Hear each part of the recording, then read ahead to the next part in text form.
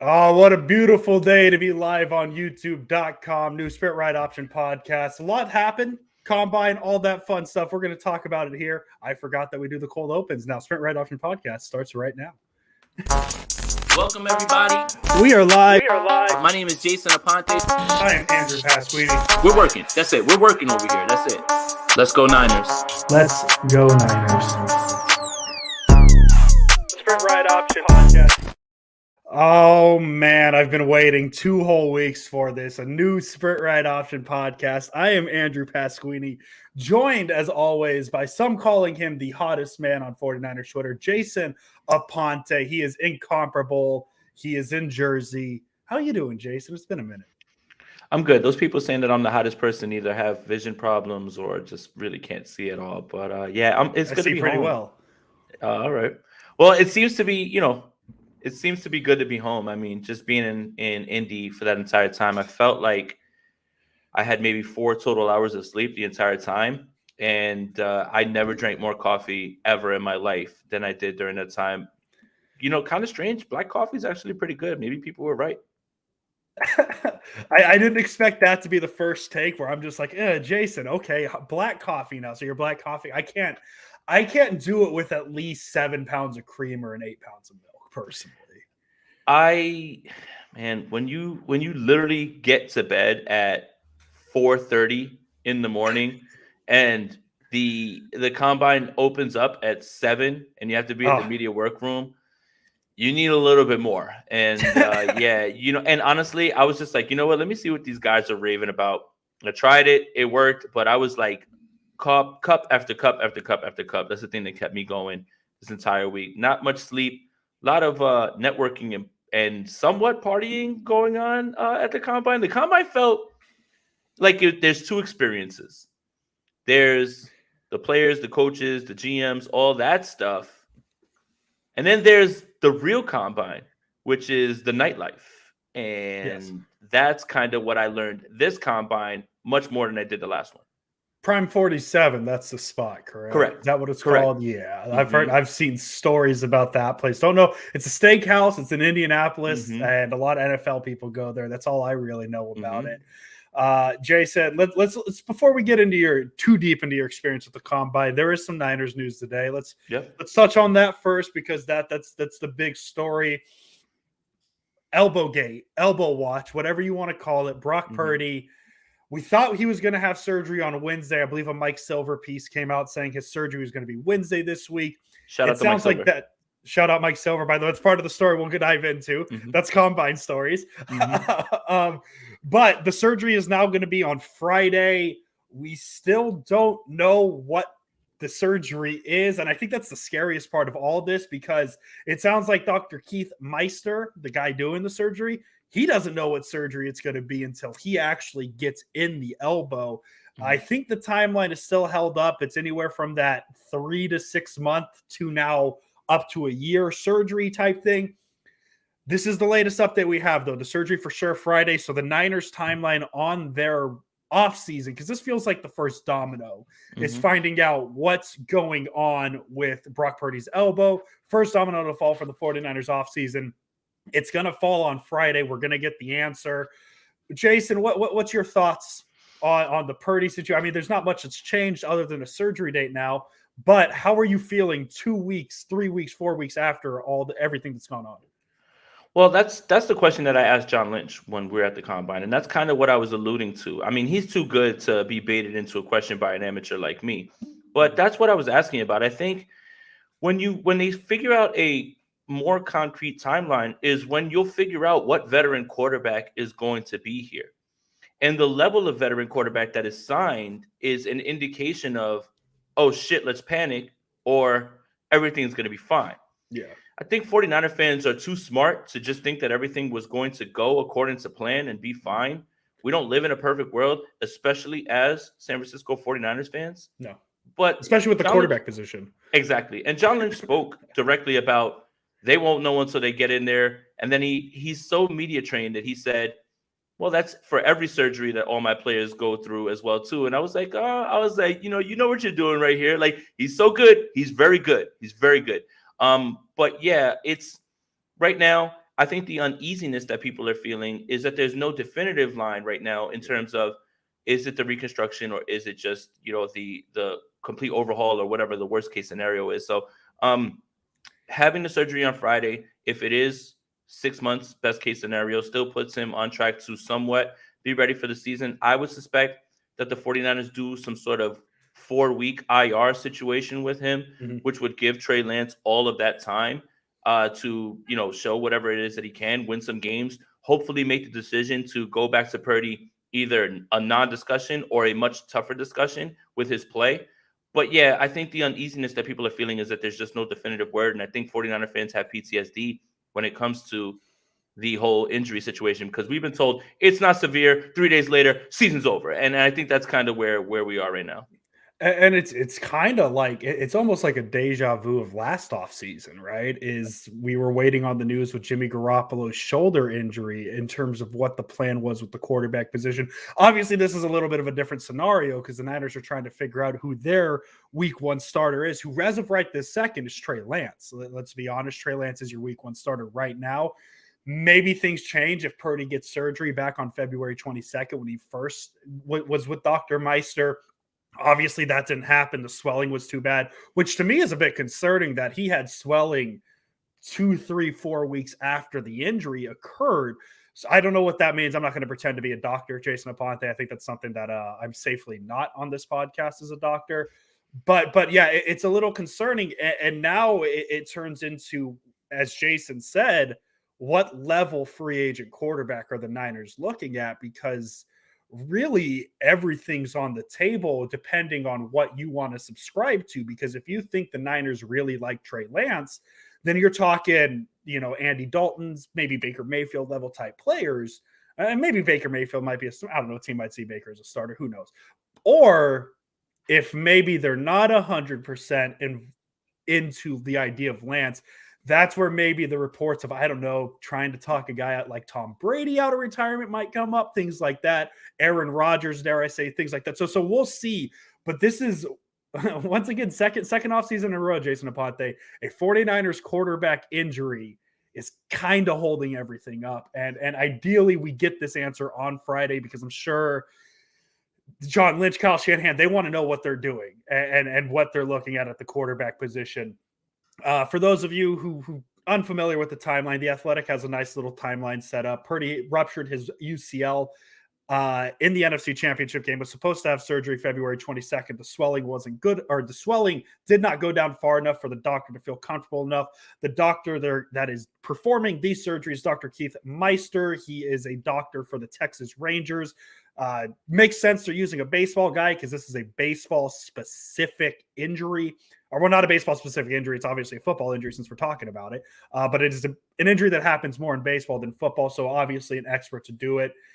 And nothing can happen until then. And that's where it is. So Jason, any final thoughts before we move on to the other quarterback news that came out today? No, a few things. I mean, just one, there was a large buzz around Miami being very eager, or not eager, very willing to move off of Tua at any moment, right? And Tom Brady kind of being mentioned over and over, having not turned in retirement papers. Rich Eisen spoke to it. Definitely something that was whispered about in the circles, especially in this Prime 47, which got a ton of stories for you guys. I mean, I was able to talk ball with a lot of coaches and ear hustle a little bit more and learn some things. And it's just, it's funny that speaking with so many outsiders, people who cover other teams, the Bears, the Titans, the Texans, the Steelers, whenever we were talking and they found out that I cover the Niners, two things were evident. One, Kyle Shanahan is an incredible coach, and if he was fired, he was like, my team would fire their coach to sign Kyle Shanahan. Obviously, the Steelers guy didn't say that because Mike Tomlin's a legend. And two, why didn't you play Trey Lance from the beginning? And they said, everyone who spoke about it from the outside, didn't matter what team they covered, really did not understand the thought process and not trying to kick off the development right away with Trey Lance and having another offseason of the same questions. And that's really interesting because we live in the 49ers Twitter world. We know what everybody thinks. Either you hate Brock and you love Trey, or you hate Trey and you love Brock. Yep. That's it. There's no way for you to just say, I care about both of them. Rams run the chat. Rams running into everybody out of town, pal. But it's just funny to me that from the outside, looking in, all of these people have the same take that we had when Trey Lance was drafted. Was you needed to kick this off now, and now here you are in the third year, and you still don't know. Funniest thing to me, it's just kind of interesting to hear those parallels. There's people that want Kyle Shanahan fired. Everyone that watches the San Francisco 49ers from the outside understands how great of a coach Kyle Shanahan is and knows that they would fire their coach to hire Kyle Shanahan. Yeah, and that's what it is. It's just one of those things you don't know how good he got it until it's gone. But if the Niners, and I think this is the Shanahan firing conversation was so October of everybody. But yeah, I think if the Niners ever went that route, which I hope they don't, a lot of teams would make moves to make that happen. And Ugo, why can't we be team both? Well, ideally, everybody should be. I'm team both. I think Jason, I am team whoever wins the Super Bowl, and that's why I personally lead Tom Brady personally. But it's Twitter. Everybody's got their narratives. Everybody tells you to cope over one thing or another. It is what it is at this point. But you know who I was team of signing last year? Philip Rivers, Jason Aponte. I wanted for that's a lie. That's a lie. That's definitely not. I was waiting for the Jameis Winston drop, but okay. Yeah, that's the free agency conversation, Jason Aponte. The other big quarterback news, quote unquote big quarterback news today. Rich Eisen. I don't know if he necessarily reported it. He just kind of worded it in a way of like, hey, I heard this at the combine, just kind of hanging out. The Philip Rivers called both the Niners and Dolphins about the possibility of coming out of retirement last season. I'm assuming the phone call came to the Niners right around the time Jimmy Garoppolo went down. Obviously, the Niners didn't go that route. The Dolphins also obviously didn't go that route. And to me, this is essentially a non-story in my mind, just because to me, who would you rather, who would you feel comfortable with? A quarterback who's been around for a while, who hasn't been in the room with the Niners all season, or the quarterback Brock Purdy, who had been there at the whole year in-house. And I'm not going to call it a unique situation with this, but I was at the game. I was at the Jimmy Garoppolo getting hurt, the Dolphins game, when that happened. And I was driving back with Tim Sprinkles, Brian Rennick. We love them here on the Sprint Right Option podcast. And just all the names thrown out there, Jameis Winston, that was my guy who I was referencing. But Philip Rivers was one of the names that was mentioned of like, how do the Niners fix this? I was always against Philip Rivers. Something about Philip Rivers doesn't excite me, especially his time with Indianapolis. He was up and down, not the best. I don't think in 2023, or I guess it's 2022 when this happened, I don't know how helpful he would have been. Coming off the couch into a highly touted divisional race at the time and a playoff run for the Niners. I know people see the name Philip Rivers and say, oh, well, they could have had him. Why not? I think I could give you a lot of reasons, including he wasn't there all season. I don't think he was going to step in. I don't want to say he wasn't going to be as good as Brock Purdy, but I could see it being a struggle for him, if that makes sense. So Jason, what are your thoughts on the Philip Rivers calling the Niners, and do you regret the Niners didn't call back? No. I mean, it was clear the 49ers were confident in Brock Purdy and what they had, and who's to fault them right now at this point? I mean, if Brock Purdy got injured in the NFC Championship game, what would Philip Rivers have done when he had a free rusher running right at him? I mean, yeah, he's tough. He's played on a torn ACL. He's wrangling 10 to 12 kids. Takes a tough guy to do all that. Yeah. It's just a funny story to put out there. Again, this is the thing that I learned from the combine. You hear things, certain things sound good, but you can't run with everything that you hear right off the bat, because that's how you make yourself look silly. Oh, I heard this and this and this, and then it gets refuted, and then you look crazy just because one or two people said it. This is why I never want to get into the whole I heard business, even though I'm probably going to do that in a little bit because I did hear some stuff. But at the same time, for me, it's just a non-story at this point. I mean, I do think this. I do think that Philip Rivers reached out to Miami and San Francisco because they were on their third quarterback. Funny enough, when I ran up with Coach McDaniel, I made a little comment of, well, Coach, you and Kyle were trying to figure out who could win the most games with their third-string quarterback, and Coach said, Well, Kyle was a little bit better than I was at it. We love Coach McDaniel, man. I've got a few more stories with him, but I just think it's a funny story to look back on. Also proves the fact that, these guys have a tough time turning off their competitive edge, even when they say that they're going home. You see an opportunity, you see a chance to maybe have one last run at the ring, because that's what he was looking at with San Francisco. So not out of the realm of possibilities, but at this point, who cares, man? Yeah, and obviously to me, I don't think he was going to take a backup spot, and I think that's where if Philip Rivers called the Niners and said, "Hey, let me be the emergency quarterback for Brock Purdy," I think that's a different conversation. But obviously, he called the Dolphins, he called the Niners because he said those are spots that need a quarterback. I could just step in and be the starter. Obviously, the Niners and Dolphins said no to that idea and ran with what they had. The Niners making the NFC Championship game with Brock Purdy, the Dolphins kind of making it a game with Skylar Thompson. Obviously, season's end. I don't think Philip Rivers was moving the needle for me either way. And even too, he wouldn't have been a backup. So maybe the Niners don't make the NFC Championship game. Who knows? Axel says anybody but Mason Rudolph. Yes. I do like that idea. Preach. Anyone. Anyone but Mason Rudolph. Jason Aponte, the biggest news to come out of the 49ers this weekend, before we get into a little bit of free agency, before we get into a lot of the combine, Niners have a need a kicker. What are we going to do? I swear to Christ, if the 49ers use any draft pick, on a kicker, let me ask you something. Yes. Oh my goodness. I'm already sweating. This idea that you need a franchise kicker, what the shit is that? What is a franchise kicker? What is a franchise kicker? Please explain to me. When the 5 top paid kickers, aside from Justin Tucker, have bounced around from team to team because you can find kickers at Trader Joe's and your local Target. By the way, Justin Tucker is the undisputed GOAT. Yes. Undrafted. Mm-hmm.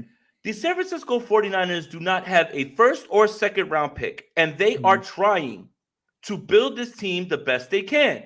Mm-hmm.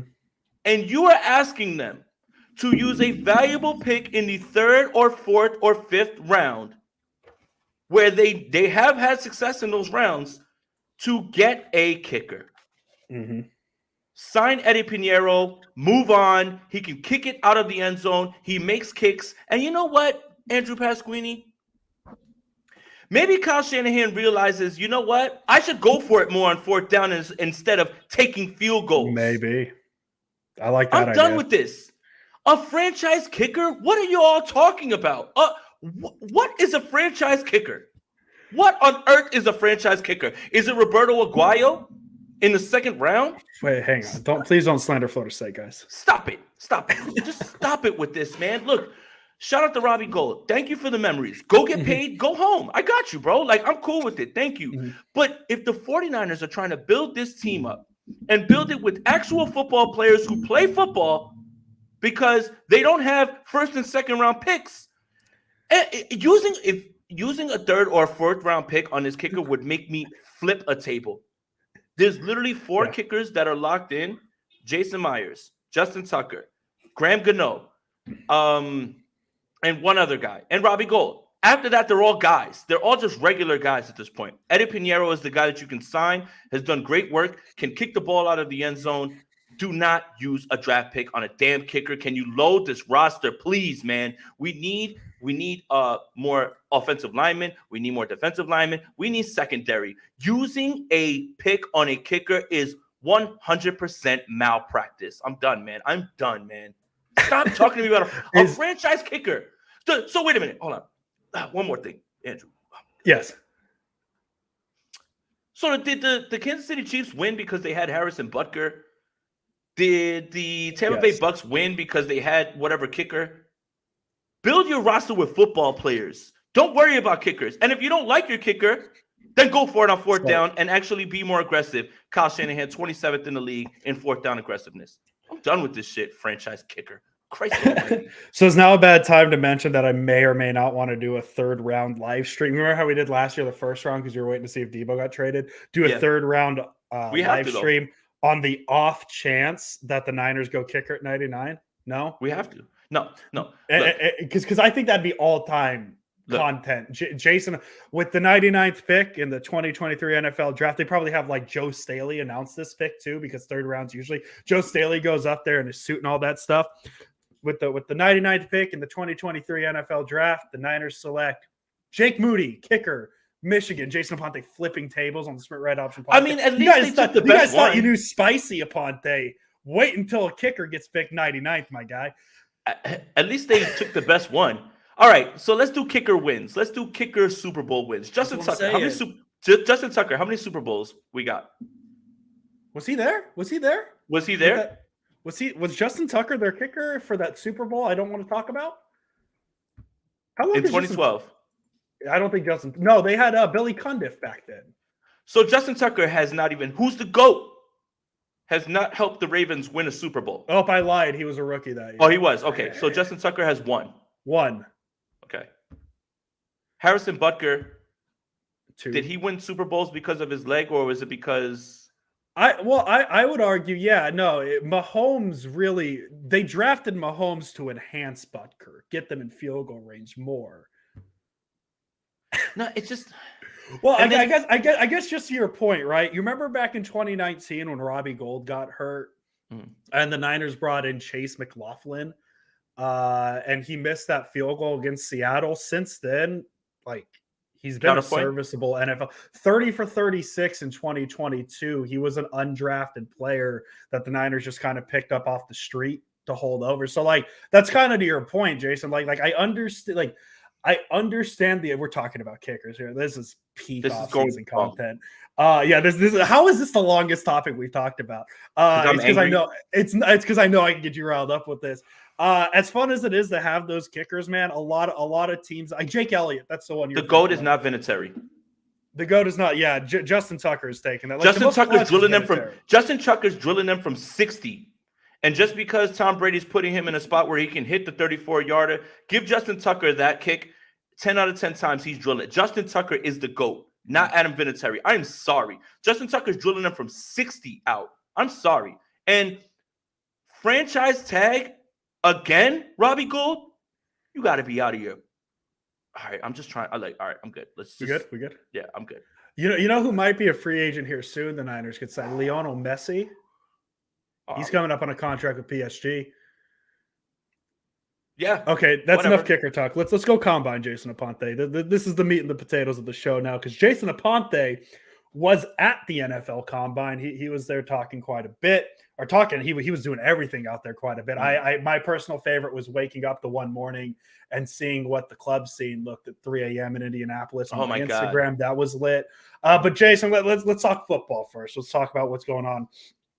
In a non-49er standpoint, because obviously there's a lot of players that were there that the Niners aren't going to have a chance to get because the Niners have the 99th pick. So from Jason Aponte, the scout, Jason Aponte, the football lover, Jason Aponte, the football watcher, who were the names that stood out to you most, more of those day one first round picks? Who do you think helped themselves the most? Who do you think hurt themselves? What are your thoughts on just the first round guys? DJ Tucker, Lucas Van Hess, your guy from Florida State. What's his name? Jamie Robinson. Jamie Robinson.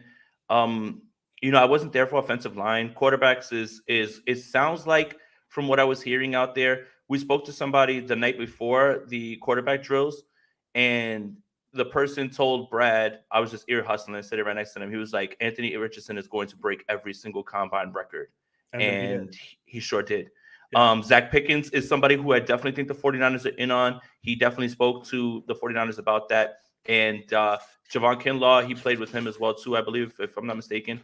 But yeah, I mean, DJ Tucker, I mean, Byron Young, a lot of really good edge. This draft is full of edge, tight ends, and the defensive backs, I think.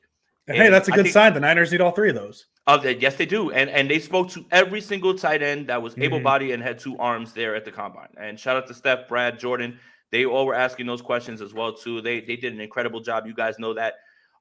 It was clear. The 49ers have plans. They have needs. So, yeah, it's boding well for the 49ers to do what they want to do and get what they need to get. they only have 2 defensive ends right now currently under contract. That's Nick Bosa and Drake Jackson. And defensive back, when it comes to hoping Emmanuel Mosley comes back, hoping that other guys take steps, what happens with Deshaun Gibson? The 49ers are in a spot where they can develop guys while keeping their studs, right? Like that are there as well. We're probably going to lose Jimmy Ward. Hopefully Emmanuel Mosley comes back, but Diamondole Lenore and Samuel Womack seem fit to be outside and inside. So, yeah, I mean, right now, the 49ers have everything that they need right in front of them. And it was just, we saw the combine record for 40 for vertical and Anthony Richardson really he just boosted his stock. And if the buzz was, if the Indianapolis Colts get to 1, it's for Anthony Richardson and it's not for CJ Stroud or Bryce Young. They're not going to take a chance missing out on those tools. And he really showed out, man. He was really, really good. And real quick, too, you mentioned Steph. I want to make sure to shout out Steph because she has a Google sheet that she has made available to everybody on Twitter. I've been using it because I started my own list. And then I went through and made my list. I've been following on Twitter, made my own list. And then Steph, like not 5 minutes after, she posted hers. I'm like, well, I did all that work for nothing. Steph has an entire list of everybody the Niners have met, not just at the combine, but this entire draft process back to January at the Senior Bowl. So go to Steph Sanchez's Twitter page. Let me make sure I get her at just in Steph case. 49K. Steph 49K. You can go there. I believe it's her pinned tweet. She has a beautiful Google sheet of everybody the Niners have met with. So please go make sure to do that. Jason, I don't think Anthony Richardson is going to fall to 99. I don't think Nolan Smith is going to fall to 99. Guys who really helped the draft stock at the combine. Tell me some guys that you saw at the combine that you said, hey, I want the Niners to get him in the 3rd round. Or, hey, even how about this? I'll even give you a little bit more leeway. Maybe somebody that might be in the 2nd round that the Niners maybe try and package and move up to get into the 2nd round. Who's some guys, not day one, who you want the Niners to go after? Zach Pickens, Julius Brents, Sam Laporta. Sam Laporta went to Iowa. Talked about George Kittle being a guy that he looks up to, obviously. And Zach Pickens, defensive lineman, knows Javon Kinlaw, spoke glowingly about the time that he spoke with them. And, yeah, man, Julius Brents, he's long. He almost looks like he shouldn't be as good as he is with his size. Almost feels like a Tariq Woolen type thing, in which you get a guy who is just athletically gifted, a freak, tall. So yeah, I think those are some guys that they should be looking at. I just think that Julius Brents did a little bit too much to push himself into round 2, like out of the way of the 49ers. We did realize at the Senior Bowl that they were speaking with him. So yeah, and Sam Laporta, it's hard to envision 2 tight end sets because what I think people forget with that is that would have to be like a red zone thing, and that would take Kyle Juszczyk off the field. But my goodness, man, Kittle and Laporta back to back, both Iowa boys, run after the catch guys. That would be incredible. Those are some guys that the 49ers should be looking at right there. It just depends on how high they're going to prioritize them. Ross Dwelley and Tyler Crawford, both free agents. Sounds like the 49ers spoke to every single tight end that was there. And they spoke to many centers. And obviously the one that jumps out is the one that looks like Brad is the kid from NDSU. That it's Cody Mausch, I believe his name is, but he plays all 5 positions. You know how the 49ers love their versatility. So a lot of guys that I think will be in that range. And especially when you think about what the 49ers actually need in this draft. This might be my evergreen question to ask you up until the draft because it's going to change a few times. I don't want to name specifically. The Niners currently, their first pick is going to be the 99th pick. As of March 6, 2023, and this changes, the Niners will select a blank with the 99th pick. What position do you think they go with? Edge. You think they jump off with the edge? Do you have a name in mind? Not enough to put you against it. There's 2 Byron Youngs. I like that. That's really funny. Byron Young was really good. Isaiah McGuire. Okay. I think that his drill work is going to put him in a spot where people will look at it and say, I don't know about him, but I actually really feel good about him. He had some trouble with his footing, but I feel like all of those edge guys did on the field where they were slipping and sliding everywhere. I don't know what condition the field was in. I don't know, maybe it was a bit of nerves, but I do think Isaiah McGuire is somebody that you should keep an eye out on from Missouri, if I'm not mistaken. That's somebody. But I do think in my heart this team is going to go and stay in the trenches, and this time it's going to be defensive end. I would say edge. Okay, my hot take one is I think they go tight end first, but that's where I'm Maybe sitting right now. if But hey, Laporte that is could there, change. I get it. We literally have 6 weeks where my brain is going to change a million times on what the Niners are going to do in the draft. Not Niners specific, but I'm curious on what your thoughts were. What it was like being there. The Jalen Carter situation. We don't need to dive in too deep into it. I just want to know what it was like being there with that situation going on. As I said, we don't need thoughts on what's going on at Georgia or anything like that. But what was it like being in Indianapolis with all the media when Jalen Carter, a guy who's a top 5 pick, everybody was excited to talk to him. What was that like being there? Because that was, I mean, it was a shock for me in Sacramento. I can only imagine what it was like in Indianapolis, what that was feeling like. That's a surreal moment. Yeah. So let me set the stage in Jason Aponte's eyes. Everybody leaves the Airbnb early, but I had gotten in at 4:30 in the morning, and I haven't slept. Yes. So I said, I don't care about, I think the kickers were first that day. So I was like, I'm definitely not going. Yeah. So I make my way over. We stayed like a block away from the convention center. I get into the media workroom, put my stuff down, grab my coffee, head downstairs. I see Brad Graham. He's cooking. He's jumping around everybody's stuff, and he's figuring out if the 49ers spoke to them. And I look up on the board, and I get there at 10:25, and it says Jalen Carter speaks at 10:30. And I had just gotten the alert like you did, 10 o'clock Eastern time. Yeah. And I immediately bolted over to that podium. I wasn't going to ask a question. I just wanted to see what was going to happen. So I ran into a few of the people that I had been talking with, beat writer for the Bears, a beat writer for Indy, shout out to Nate Atkins, beat writer for the Texans. We actually started, and I'm like, there's no way this guy comes out and speaks, right? There's just no way that he comes out and speaks.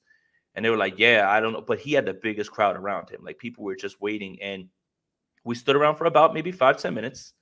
And he was like, hey, we get the My Sports update. Who Ari was there. Ari was there at the combine walking around like by himself.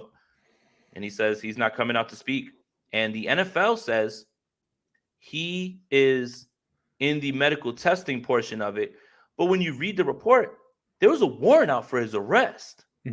So it was all a surreal moment. I think everybody was just there kind of taking it in and sitting there and kind of waiting to see what was going to happen. But I don't think any of us expected him to come out, just because that was just going to be a ton of questions just about the case and everything that had happened. So what we started to learn later on as we moved around and we started talking with GMs and listening to them is that he interviewed very well.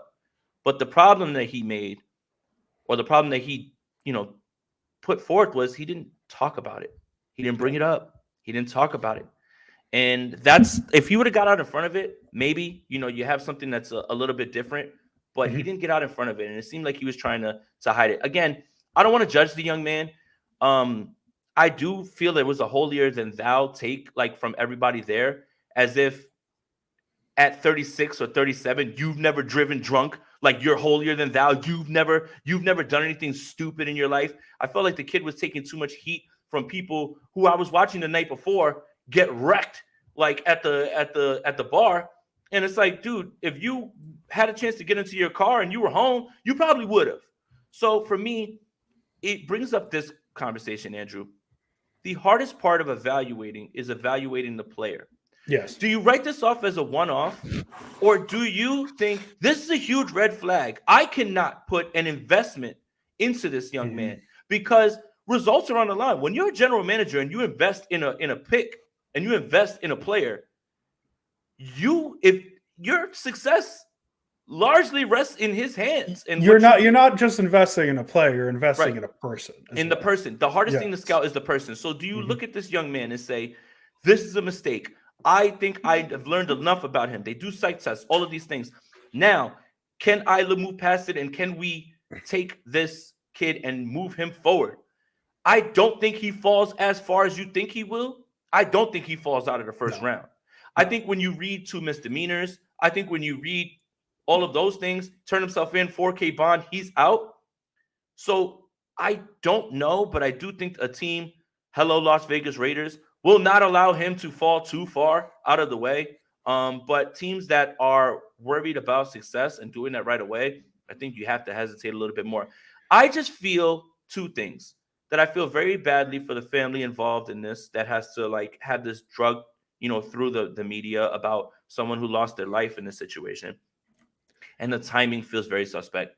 The man was about to go speak at the combine 30 Day minutes of before. too. 30 Yeah, minutes before. that was the first thing that I saw a lot of people question, just kind of the timing of it all. 30 minutes before.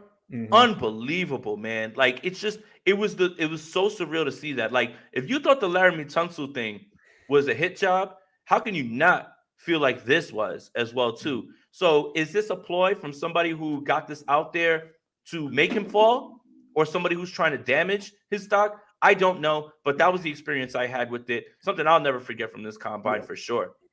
Yeah, I because that was the big, and I hate to dive into it too deep because it's a story that's way above my head and my pay grade. And it But goes past football. and it goes past football. So I just wanted to know what it was like for Yeah. the media to be there for that. And for what it's worth, I just googled NFL mock draft. A USA Today mock draft from this morning has Carter going 5 to the Seahawks. So take That's that what as I'm you saying. may. We'll see what it changes over time, and obviously time is going to happen. Well, we could hop off the Jalen Carter topic. Well, one more thing. We got one more thing? Okay. Yeah, one more thing. So many other players have done horrible things to people, mean, vicious things to people. Yes. Micah Parsons, other people, the list goes on and on. But none of that ever really affected the draft capital for them. And it's just, I do think that the talent is too far to ignore, right?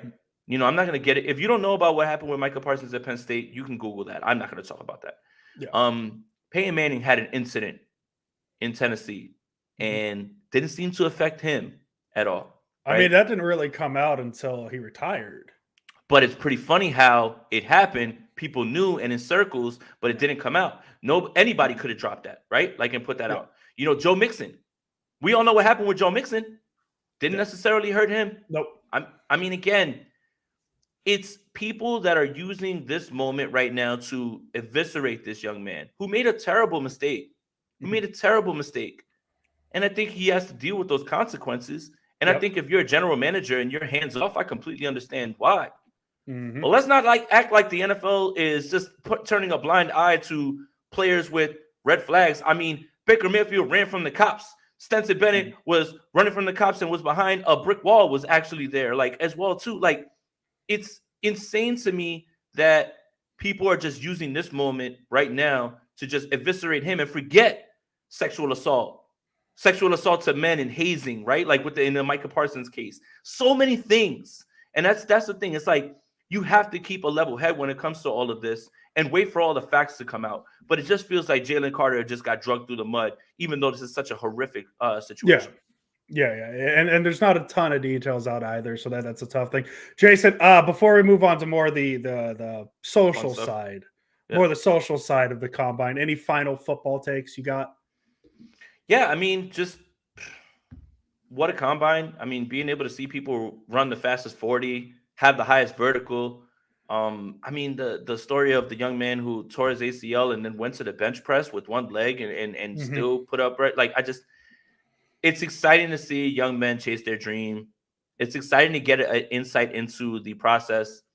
Look at general managers, kind of put yourself in their shoes. How do you evaluate? Is it all talent?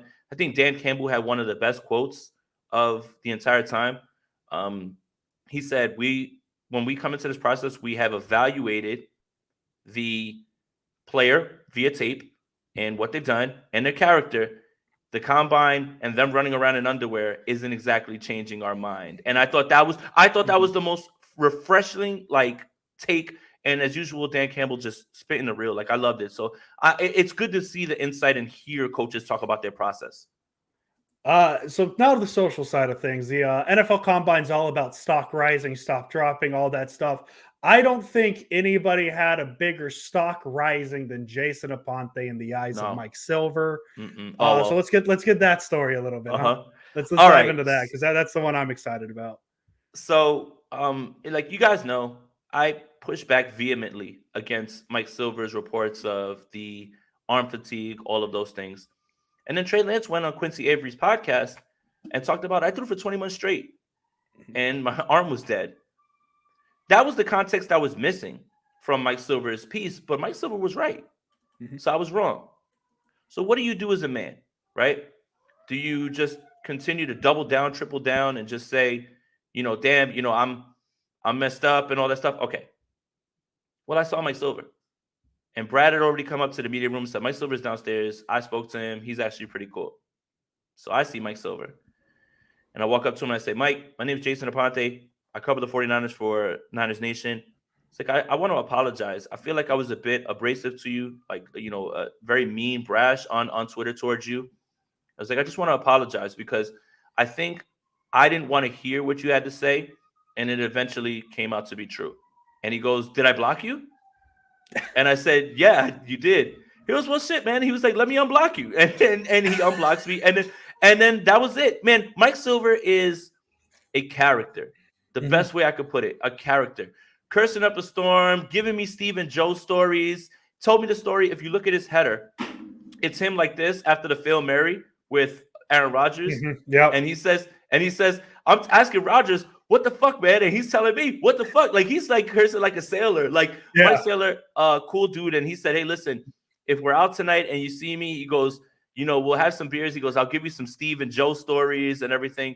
Saw him a few more times. Mike Silver, cool dude, buried the hatchet. Made sure that I let him know, listen, I was absolutely wrong. I just didn't want to hear what he had to say. I just didn't understand the context of it, which he didn't give. So, yeah, it was really cool to kick it with him. And it goes down with everything else that, like, I had heard about Mike, that he was a cool dude. So, shout out to Lombardi. Shout out to Mayoko. Shout out to Jennifer Lee Chan. Shout out to Mike Silver. They were all very nice. We had a good time. I hung out with Lombardi for a few hours at Prime 47, just, talking ball and everything.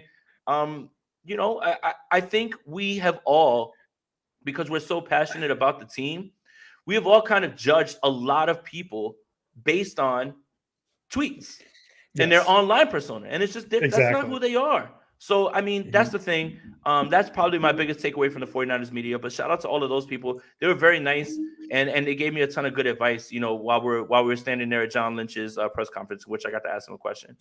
So we talked about it already. Rich Eisen said he heard that Phillip Rivers called the Niners. I don't need to know where you heard it from, what context. What was the wildest rumor you heard? And don't give too much. Obviously, if it's something that we can't discuss, but what's something that you feel comfortable mentioning? Don't say names, who said it or nothing. What's the most interesting thing that you feel comfortable bringing up here? So there was a story that came out about Adam Thielen from Minnesota about being restructured or cut.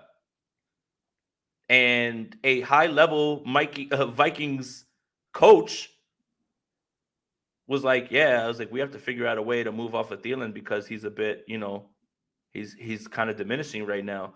And he told me that night.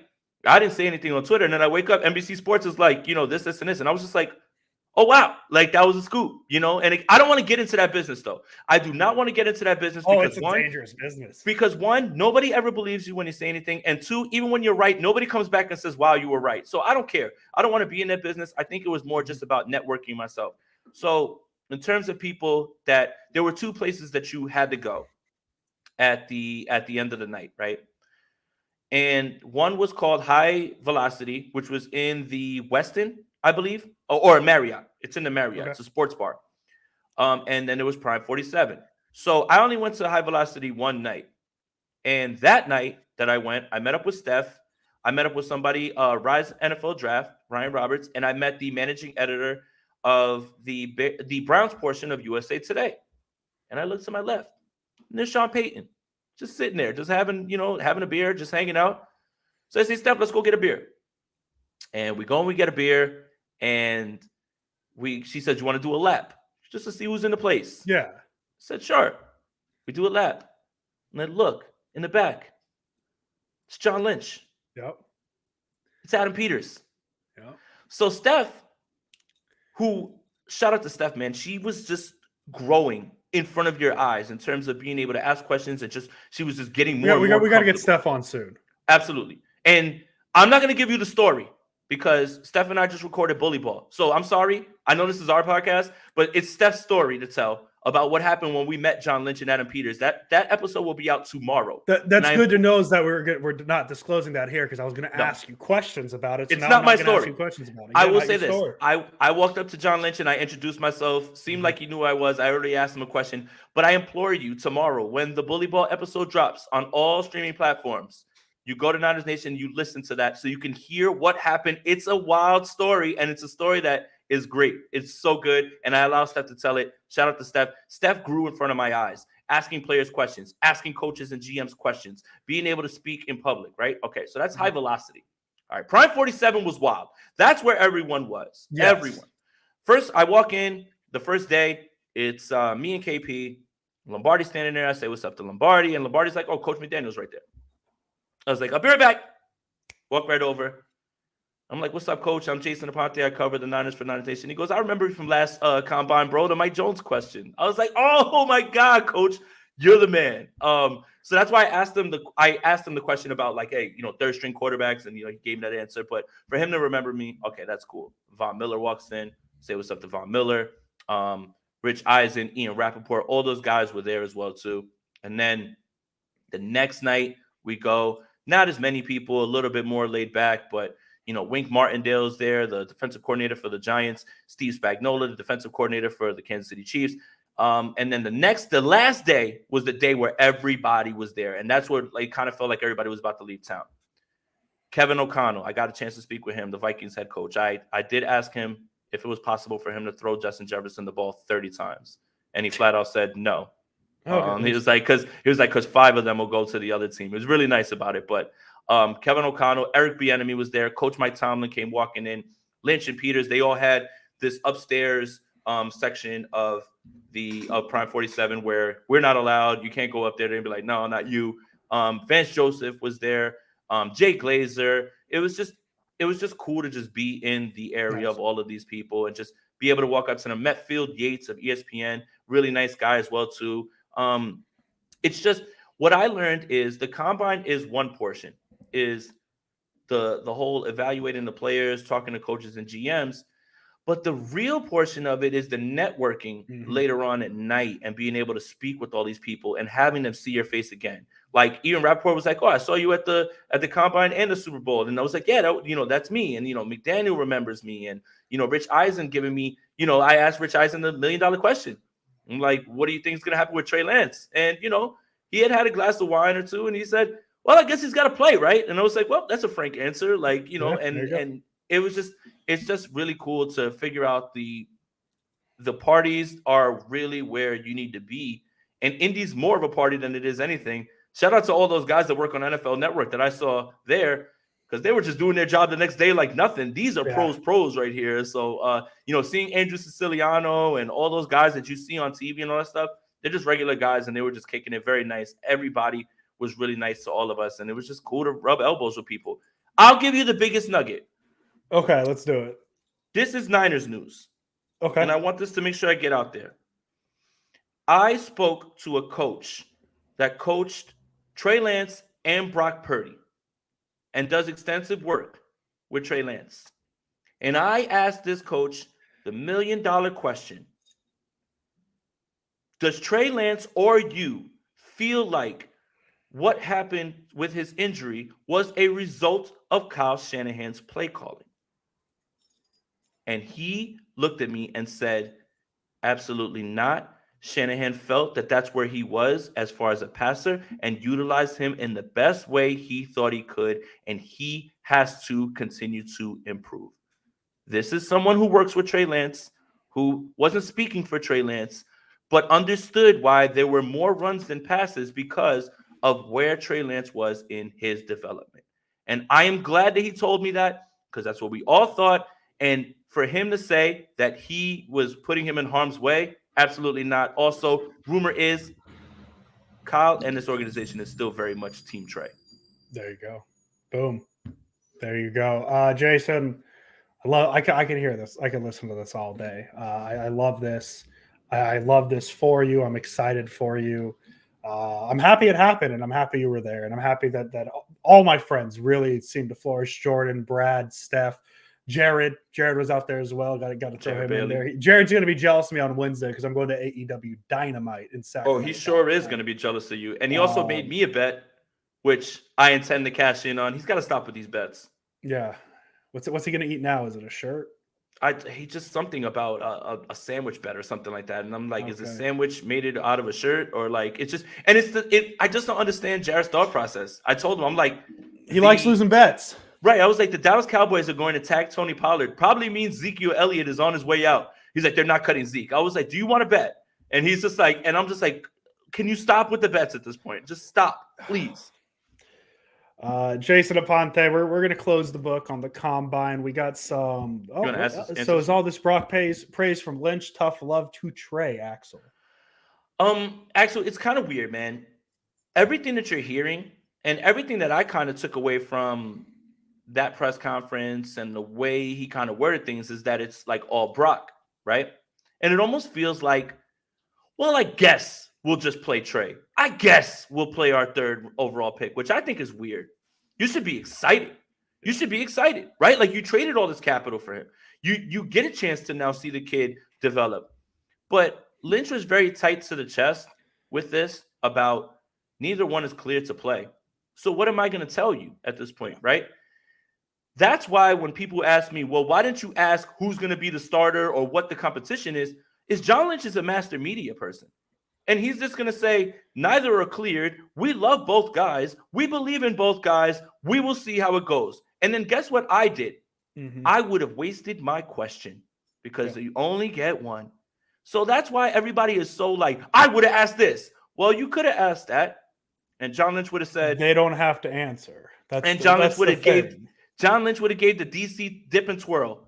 Brock's not cleared. Trey's not cleared. I don't know how I can declare a QB1 on March whatever. And I don't know. And we love both guys, and we believe in both guys. That's exactly the answer you would have got. There would have been no chance for a follow-up. So when people ask me, why didn't you ask that? Because I wanted a tangible answer to a tangible question. And I got John Lynch to go on record and basically tell you, for sure, we are looking at a veteran quarterback, which I felt, even though we all knew, was much more informative than him telling you that he doesn't know who's going to be the quarterback one because neither quarterback was cleared. Mm-hmm. And that's the last thing I'm going to say about this because I saw far too much chatter about my question and about why I didn't ask certain questions.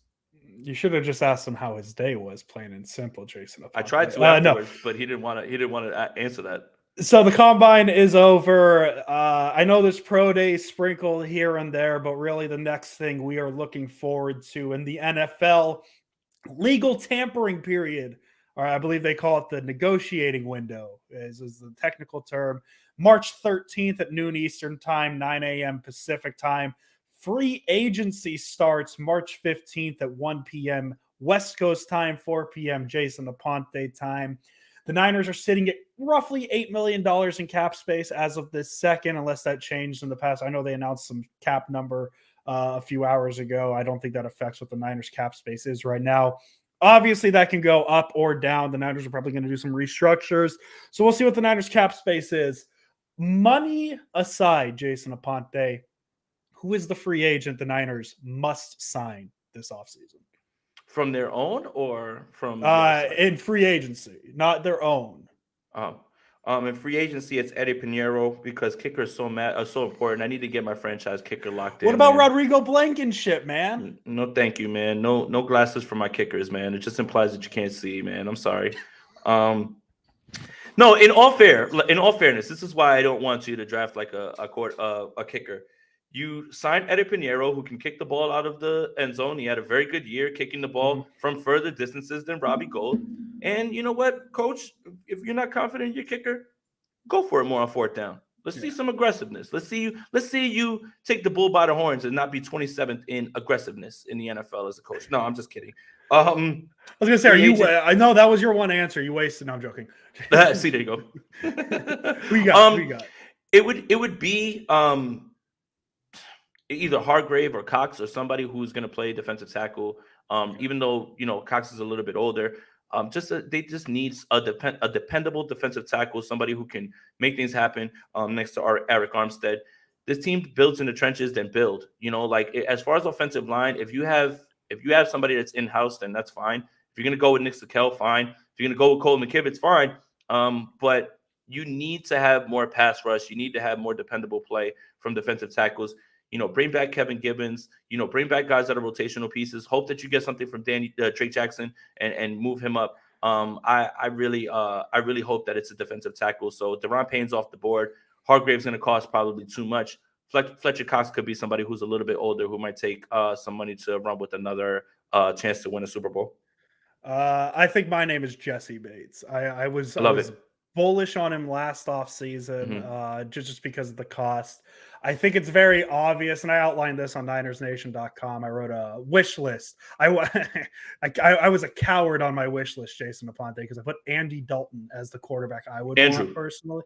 Andrew Dalton, yes. If he signs with the Niners, it's Andrew Dalton. I probably should put Tom Brady. But I put Jesse Bates as my wish list at safety.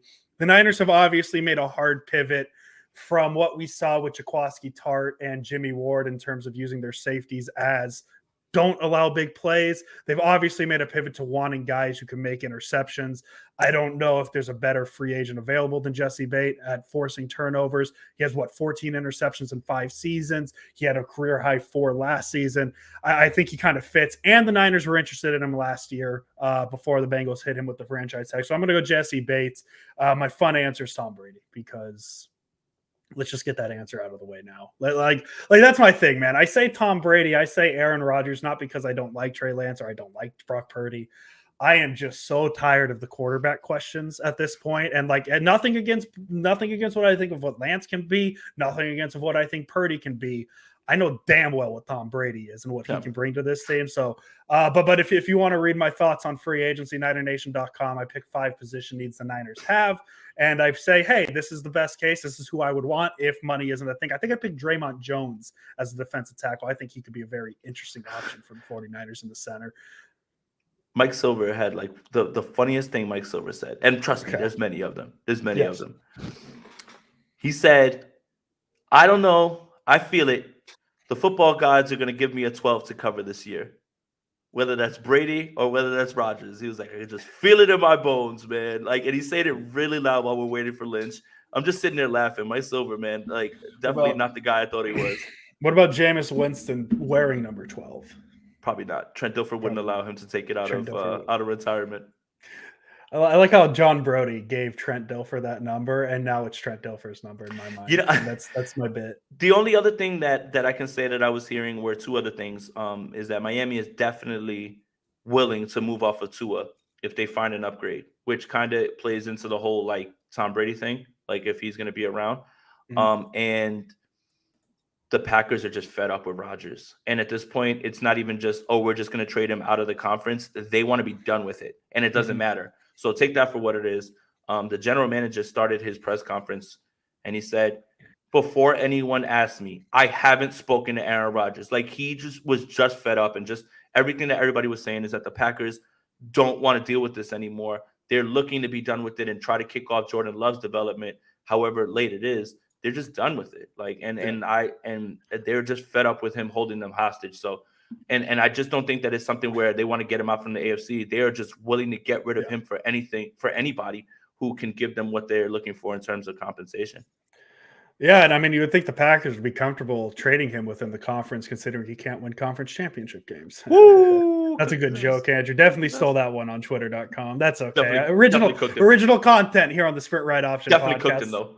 Hey, Jason, I don't know how we do this, man, but the last 2 episodes we've had, we texted each other, said, yeah, probably not that long tonight. We'll be good.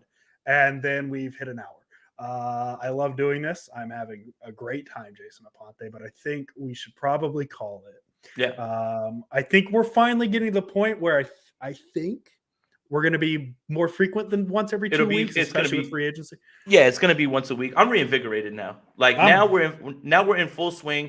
You have a month until the draft now. Free agency is about to pick up. You're definitely going to see more of us. The channel's going to have a lot more stuff. So make sure you like this video, subscribe to the channel, hit the notification bell. Make sure you find the Sprint Right Options podcast wherever you get your audio downloads. Yeah, the content's about to go up right now because now we've passed the lull. We've got, Yeah. our combine done. We have our results, who ran 40s, all that stuff. Free agency, legal tampering starts next week. You've already seen some things happen today. Derek Carr is signed with the New Orleans Saints. Nailed that prediction. That's one. I still got Aaron Rodgers going to the Jets. I still got Jimmy going to the Raiders. So, hopefully I can hit on all three. But yeah, the content's definitely going up, man. We're back.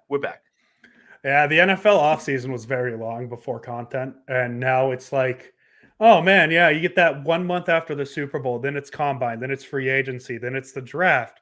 And then all of a sudden, right after the draft, you're back in camp and we're doing it all over again. So Yep. very exciting offseason planned here on the Sprint Right Option podcast. I hope Jason Aponte gave you guys some great stories from the combine today. NinersNation.com, Jason Aponte, we still right there. Bully Ball. Make sure to download the new episode tomorrow because I promise you, because I know the story. I'm not going to say it, not my story to tell. Mm-hmm. I promise you're going to want to hear Steph Sanchez's story with John Lynch and Adam Peters. It's going to be very exciting. So be sure to go download that.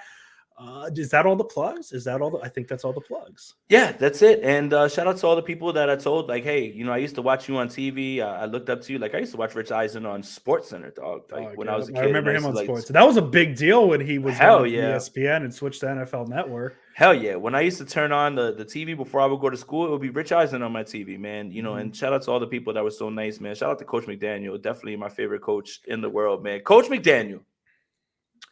None of that is an act. None of it is. None of that is an act. That is who he is, man. Oh, all right. Here is the coolest story. He had the quote really quick before we'll get into this and then we'll be out of here. He had the quote. He was with Florio, I think, where they asked him, like, he's dressed like up money. Fancy. He goes, "You look like money." He's like, "Well, yeah, I grew up with no money, so of course I'm going to dress up like I have money now. What are you talking about?" Yep. And I love him for it. We should, hey, Jason, we should try and get him on the pod one day and just not. Yeah, I mean, and the next time I see Coach, I'm going to be like, "Yo, Coach Pod," he's going to be like, "Let's do it. Let's do it." We'll ask. Andrew will literally ask, "Who is Mike Jones?" Because he's still confused by that. Who is Mike Jones? One last story on the way out, and then we'll get out of here. Okay. First night that I'm there, like I said, I say what's up to Lombardi. I say what's up to Coach Mike. I go back to the bar so I can get my drink. And I promise you I'm not gassing you on this because I was just as shocked as you are going to be when I tell you this. Okay. Someone pops out of the bar and goes, "Are you Jason Aponte?" Hell yeah. And I said, "Yeah, I am."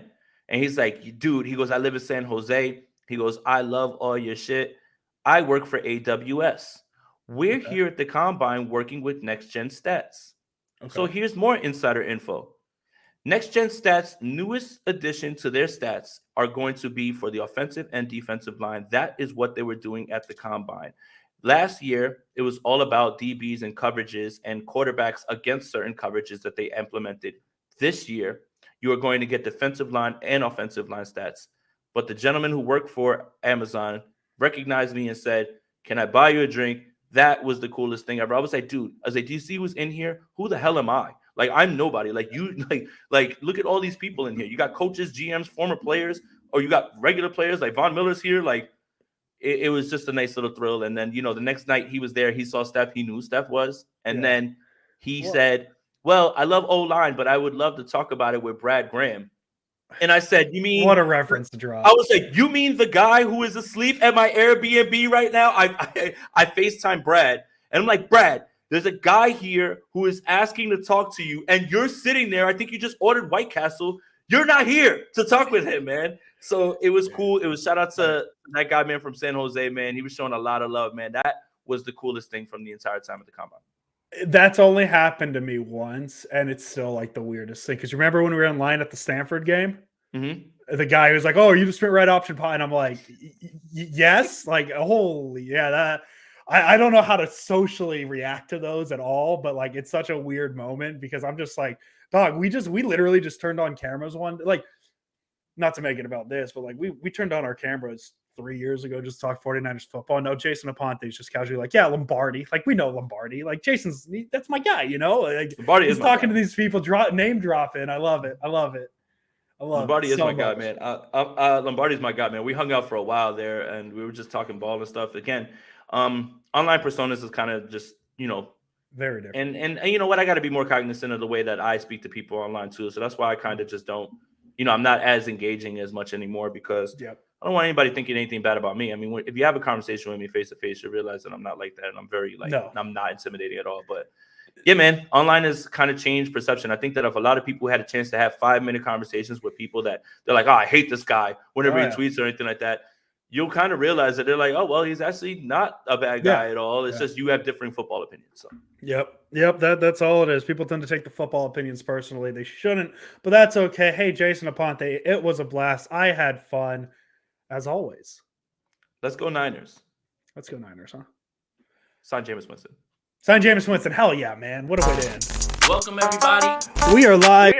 My name is Jason Aponte. I am Andrew Pasquini. We're working. That's it. We're working over here. That's it. Let's go Niners. Let's go Niners.